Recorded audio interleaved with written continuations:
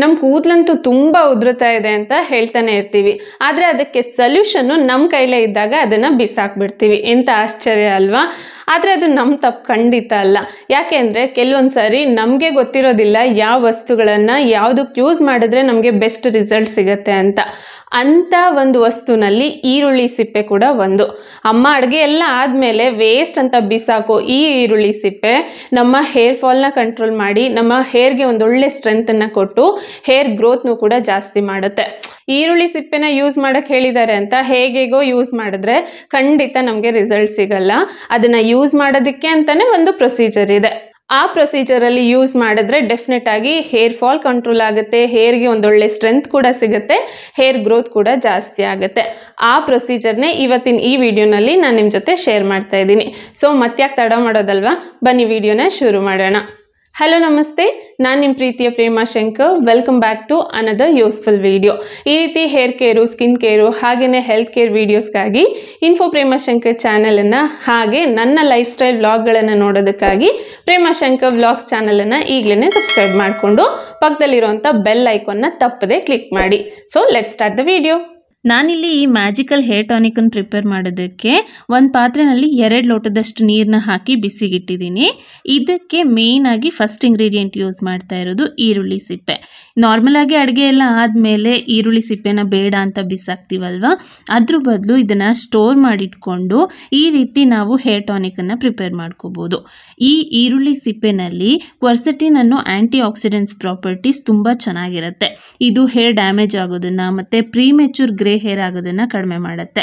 ಹಾಗೆ ನಮಗೆಲ್ಲ ಗೊತ್ತಿರೋ ಹಾಗೆ ಈರುಳ್ಳಿಯಲ್ಲಿರುವಂಥ ಸಲ್ಫರು ಕೂದಲು ಗ್ರೋತ್ಗೆ ಬೇಕಾಗಿರುವಂಥ ಕೆರಾಟಿನ್ ಪ್ರೊಡಕ್ಷನನ್ನು ಇಂಪ್ರೂವ್ ಮಾಡುತ್ತೆ. ಹಾಗೆ ಇದರಲ್ಲಿರುವಂಥ ವಿಟಮಿನ್ ಎ, ಸಿ ಮತ್ತು ಇನ ಅಂಶ ನಮ್ಮ ಹೇರ್ ಫಾಲಿಕಲ್ಸ್ನ ಸ್ಟ್ರಾಂಗ್ ಮಾಡಿ ಸ್ಕಾಲ್ಪ್ ಹೆಲ್ತನ್ನು ಕೂಡ ಇಂಪ್ರೂವ್ ಮಾಡುತ್ತೆ. ಸೊ ಈರುಳ್ಳಿ ಸಿಪ್ಪೆ ಆದ ತಕ್ಷಣ ನೆಕ್ಸ್ಟ್ ನಾನು ಯೂಸ್ ಮಾಡ್ತಾ ಇರೋದು ಕರಿಬೇವು. ಇದು ಹೇರ್ ಹೆಲ್ತ್ನ ಇಂಪ್ರೂವ್ ಮಾಡೋದಕ್ಕೆ ನ್ಯಾಚುರಲ್ ರೆಮಿಡಿ ಅಂತಲೇ ಹೇಳ್ಬೋದಲ್ವಾ. ಇದರಲ್ಲಿರುವಂಥ ಬೀಟಾ ಕೆರಾಟಿನ್ ಮತ್ತು ಪ್ರೋಟೀನ್ಸ್ಗಳು ನಮ್ಮ ಹೇರ್ ಹೆಲ್ತ್ಗೆ ತುಂಬ ಮುಖ್ಯವಾಗಿ ಬೇಕೇ ಬೇಕು. ಹಾಗಾಗಿನೇ ನಮ್ಮ ಹಿಂದಿನ ಕಾಲದಿಂದ ಕೂಡ ಈ ಕರಿಬೇವನ್ನ ಹೇರ್ ಗ್ರೋತ್ಗೆ ಯೂಸ್ ಮಾಡ್ತಾನೆ ಬಂದಿದ್ದಾರೆ. ಖಾಲಿ ಹೊಟ್ಟೆನಲ್ಲಿ ಕೂಡ ಈ ಕರಿಬೇವನ್ನ ತಿಂದರೆ ತುಂಬ ಒಳ್ಳೆ ಹೆಲ್ತ್ ಬೆನಿಫಿಟ್ ನಮಗೆ ಸಿಗುತ್ತೆ. ಥರ್ಡ್ ಇಂಗ್ರೀಡಿಯೆಂಟು ಮೆಂತೆಕಾಳು.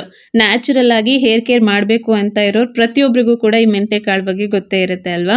ಇದು ಹೇರ್ ಗ್ರೋತನ್ನು ಜಾಸ್ತಿ ಮಾಡುತ್ತೆ, ಹೇರ್ ಫಾಲ್ ಕಡಿಮೆ ಮಾಡುತ್ತೆ, ಹಾಗೆ ನಮ್ಮ ಕೂದಲಿಗೆ ಒಂದೊಳ್ಳೆ ಶೈನಿಂಗ್ನ ಕೊಡುತ್ತೆ ಅಂತ. ಸೊ ಇದರಲ್ಲಿ ಪ್ರೋಟೀನ್ಸು ಮತ್ತು ನಿಕೋಟಿನಿಕ್ ಆ್ಯಸಿಡ್ ಇದೆ ಅಲ್ವಾ, ಇದು ನಮ್ಮ ಡ್ಯಾಂಡ್ರಫ್ನ, ಸ್ಕಾಲ್ಪ್ ಇರಿಟೇಷನ್ನ ಇದೆಲ್ಲದನ್ನೂ ಕಡಿಮೆ ಮಾಡಿ ಹೇರ್ ಗ್ರೋತ್ನ ಇಂಪ್ರೂವ್ ಮಾಡುತ್ತೆ. Next ingredient kalonji. ಇತ್ತೀಚೆಗೆ ಇದು ತುಂಬಾ ಟ್ರೆಂಡಲ್ಲಿದೆ, ಆದ್ರೂ ಹೇರ್ ಹೆಲ್ತ್ಗೆ ತುಂಬ ಒಳ್ಳೆಯದು. ಇದನ್ನು ಬ್ಲ್ಯಾಕ್ ಸೀಡ್ಸು, ನೈಜಿಲಾ ಸೀಡ್ಸ್ ಅಂತ ಕೂಡ ಕರೀತಾರೆ. ಕರಿ ಎಳ್ಳಿರುತ್ತಲ್ವ, ಅದಕ್ಕೂ ಇದಕ್ಕೂ ತುಂಬಾ ಡಿಫ್ರೆನ್ಸ್ ಇದೆ. ತುಂಬ ಜನ ಕನ್ಫ್ಯೂಸ್ ಆಗಿಬಿಡ್ತಾರೆ ಇದು ಕರಿ ಎಳ್ಳೇನೋ ಅಂತ. ಇದು ಖಂಡಿತ ಕರಿ ಎಳ್ಳಲ್ಲ, ಇದೇ ಬೇರೆ. ಆ್ಯಂಟಿ ಆಕ್ಸಿಡೆಂಟ್ಸು ಮತ್ತು ಆ್ಯಂಟಿ ಇನ್ಫ್ಲಮೇಟರಿ ಕಾಂಪೌಂಡ್ಸ್ ಇದರಲ್ಲಿ ತುಂಬಾ ಚೆನ್ನಾಗಿರೋದ್ರಿಂದ ಸ್ಕಾಲ್ಪನ್ನು ಇದು ನರಿಷ್ ಮಾಡಿ ಹೇರ್ ಫಾಲಿಕಲ್ಸನ್ನು ಸ್ಟ್ರಾಂಗ್ ಮಾಡುತ್ತೆ. ಮತ್ತು ಇದು ಕೂಡ ಪ್ರೀಮೆಚೂರ್ ಗ್ರೇ ಹೇರ್ ಆಗೋದನ್ನು ತಪ್ಪಿಸುತ್ತೆ. ನೆಕ್ಸ್ಟ್ ಒನ್ನು ಲವಂಗ. ಇದು ಹೇರ್ ಲಾಸ್ ಅಂದರೆ ಹೇರ್ ಫಾಲ್ ಆಗೋದನ್ನು ಕಡಿಮೆ ಮಾಡುತ್ತೆ. ಡ್ಯಾಂಡ್ರಫ್ನು ಕೂಡ ಇದು ಕಡಿಮೆ ಮಾಡುತ್ತೆ. ಹಾಗೆ ನಮ್ಮ ಸ್ಕಾಲ್ಪಲ್ಲಿ ಏನಾದರೂ ಇರಿಟೇಷನ್ ಇದ್ದರೆ ಅದನ್ನು ಕೂಡ ಕಡಿಮೆ ಮಾಡಿ ಹೇರ್ ಗ್ರೋತನ್ನು ಇಂಪ್ರೂವ್ ಮಾಡಿ ಕೂದಲು ಶೈನಿಂಗ್ ಕೂಡ ಜಾಸ್ತಿ ಆಗೋ ಥರ ಮಾಡುತ್ತೆ.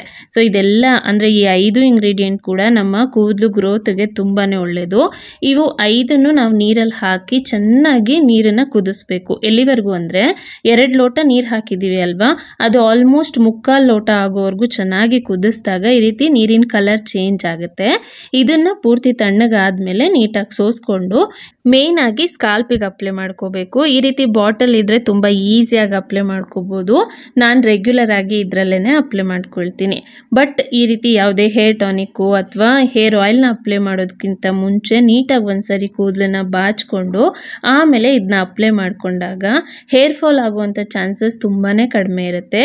ಹಾಗೆಯೇ ನಾವು ಬಾಚಣಿಕೆಯಿಂದ ಸ್ಕಾಲ್ಪನ್ನು ನೀಟಾಗಿ ಬಾಚ್ಕೊಂಡಿರ್ತೀವಿ ಅಲ್ವಾ, ಸೊ ಹೇರ್ ಫಾಲಿಕಲ್ಸ್ಗಳು ಲೈಟಾಗಿ ಓಪನ್ ಆಗಿರುತ್ತೆ ಅಲ್ವಾ, ಅದ್ರ ಮೇಲೆ ನಾವು ಹೇರ್ ಆಯಿಲು, ಹೇರ್ ಟಾನಿಕ್ಕು ಅಥವಾ ಹೇರ್ ಸಿರಮ್ಗಳನ್ನು ಅಪ್ಲೈ ಮಾಡಿದಾಗ ಈಸಿಯಾಗಿ ಕೂದಲಿಗೆ ಹೀರ್ಕೊಳ್ಳೋದಕ್ಕೆ ಚಾನ್ಸ್ ಸಿಗುತ್ತೆ.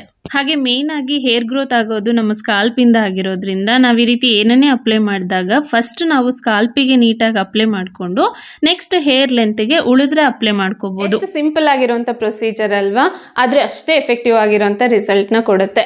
ನೀವು ಯಾವಾಗಲೂ ತಲೆ ಸ್ನಾನ ಮಾಡೋದಕ್ಕಿಂತ ಮುಂಚೆ ಈ ಡಿಕಾಕ್ಷನ್ ಅಥವಾ ಹೇರ್ ಟಾನಿಕ್ ಅಂತಲೇ ಹೇಳ್ಬೋದು, ಇದನ್ನು ಪ್ರಿಪೇರ್ ಮಾಡಿಕೊಂಡು ಅಪ್ಲೈ ಮಾಡಿ 1 ಗಂಟೆ ಬಿಟ್ಬಿಡಿ. ಅದಾದಮೇಲೆ ನೀವು ಕೂದಲೆಲ್ಲ ಚೆನ್ನಾಗಿ ಒಣಗಿದ್ಮೇಲೆ ಹೇರ್ ಆಯಿಲ್ನ ಅಪ್ಲೈ ಮಾಡಿಕೊಂಡು ಒಂದು ಅರ್ಧ ಗಂಟೆ ಅಥವಾ 1 ಗಂಟೆ ಬಿಟ್ಟ ಮೇಲೆ ಹೇರ್ ವಾಶ್ ಮಾಡಿದ್ರೆ ಆಯಿತು. ಸೊ ಇವತ್ತೇನೆ ನಮಗೆ ಆಯಿಲ್ ಅಪ್ಲೈ ಮಾಡೋದಕ್ಕೆ ಟೈಮ್ ಇಲ್ಲ ಅಂದರೆ ಜಸ್ಟ್ ಈ ಹೇರ್ ಟಾನಿಕನ್ನು ಅಪ್ಲೈ ಮಾಡಿಕೊಂಡು ಒಂದು ನೈಟ್ ಹಾಗೆ ಬಿಟ್ಬಿಡಿ, ಅಥವಾ ಜಸ್ಟ್ ಹೇರ್ ವಾಶ್ ಮಾಡಿಕೊಂಡು ಬಿಟ್ಟು ನೆಕ್ಸ್ಟ್ ಡೇ ಕೂಡ ನೀವು ಆಯಿಲಿಂಗ್ ಮಾಡಿ ಹೇರ್ ವಾಶ್ ಮಾಡ್ಬೋದು. ಬಟ್ ಪ್ರತಿ ಸಾರಿ ನೀವು ಹೇರ್ ವಾಶ್ ಮಾಡೋದಕ್ಕಿಂತ ಮುಂಚೆ ಇದನ್ನು ಯೂಸ್ ಮಾಡೋದನ್ನು ಅಭ್ಯಾಸ ಮಾಡ್ಕೊಳ್ಳಿ. ಡೆಫಿನೆಟ್ ಆಗಿ ನಿಮಗೆ ಒಳ್ಳೆ ರಿಸಲ್ಟ್ ಸಿಗುತ್ತೆ. ಹಾಗೆಯೇ ಉಳಿದಿರೋಂಥ ಈ ಹೇರ್ ಟಾನಿಕ್ ಅಥವಾ ಹೇರ್ ಸಿರಪ್ನ ಏನು ಮಾಡಬೇಕು ಅಂದರೆ, ನಾನು ಮುಂಚೆ ಹೇಳಿದೆ ಅಲ್ವಾ, ಜಸ್ಟ್ ನೀವು ಯೂಸ್ ಮಾಡುವಂಥ ಶಾಂಪೂನ ಇದರಲ್ಲಿ ಮಿಕ್ಸ್ ಮಾಡಿಕೊಂಡು ಚೆನ್ನಾಗಿ ಡೈಲ್ಯೂಟ್ ಮಾಡಿ ಹೇರ್ ವಾಶ್ ಮಾಡಿ. ಸೊ ನಾರ್ಮಲ್ ವಾಟರಲ್ಲಿ ನೀವು ಹೇರ್ ವಾಶ್ ಮಾಡೋದಕ್ಕಿಂತ ಈ ರೆಡಿ ಮಾಡ್ಕೊಂಡಿರೋ ಹೇರ್ ಟಾನಿಕ್ ಜೊತೆ ನಿಮ್ಮ ಶಾಂಪೂನ ಡೈಲ್ಯೂಟ್ ಮಾಡಿ ಯೂಸ್ ಮಾಡಿ ನೋಡಿ, ರಿಸಲ್ಟ್ ಎಷ್ಟು ಅಮೇಝಿಂಗ್ ಆಗಿರುತ್ತೆ ಅಂತ. ಇದನ್ನು ಬಾಯ್ಸು, ಗರ್ಲ್ಸು, ದೊಡ್ಡವರು, ಚಿಕ್ಕವರು ಎಲ್ಲರೂ ಕೂಡ ಯೂಸ್ ಮಾಡ್ಬೋದು. ಬಟ್ 10 ವರ್ಷದ ಕೆಳಗಿನ ಮಕ್ಳಿಗೆ ಬೇಡ, ಯಾಕೆಂದರೆ ಇದರಲ್ಲಿ ಆನಿಯನ್ ಸಿಪ್ಪೆನ ಯೂಸ್ ಮಾಡಿದ್ದೀವಲ್ವ, ಅದು ಸ್ವಲ್ಪ ಘಾಟ್ ಬರ್ಬೋದು. ಅದಕ್ಕೋಸ್ಕರ ಅದನ್ನು ಬಿಟ್ಟರೆ ಎಲ್ಲ ಇಂಗ್ರೀಡಿಯೆಂಟ್ ಕೂಡ ನ್ಯಾಚುರಲ್ ಆಗಿರುವಂಥದ್ದು, ಅಷ್ಟೇನೆ ಸೂಪರ್ ಬೆನಿಫಿಟ್ ಕೊಡೋ ಅಂಥವು. ಹಾಗಾಗಿ ಇದರಿಂದ ಯಾವುದೇ ರೀತಿ ಸೈಡ್ ಎಫೆಕ್ಟ್ ಆಗೋದಂತೂ ಖಂಡಿತ ಇಲ್ಲ.